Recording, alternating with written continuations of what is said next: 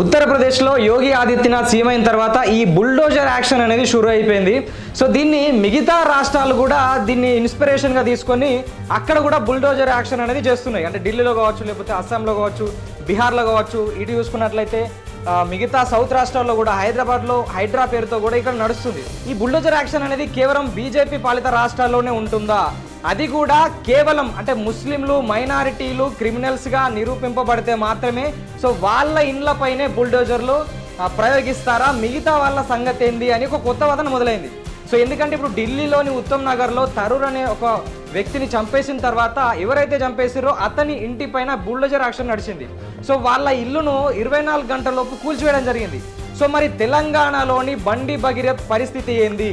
So ఈతన పైన POCSO case నమోదైన తర్వాత 24 గంటల్లో పోలీసులు అరెస్ట్ చేయలేకపోయారు.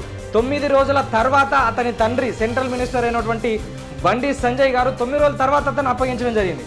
సో ఇక్కడ గవర్నమెంట్ ఏమని చెప్తుందంటే మేము పట్టుకున్నా అని చెప్తుంది. బండి సంజయ్ గారేమో నేనే అప్పచెప్పినా అని చెప్తాడు. సో మరి బుల్డోజర్ యాక్షన్ సంగతి ఏంది?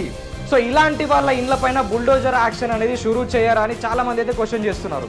సో మరి బండి భగీరథ్ ఇంటి పైన బుల్డోజర్ యాక్షన్ షురూ చేయాలా వద్దా? మీరేమంటారో కామెంట్ రూపంలో తెలియజేయండి.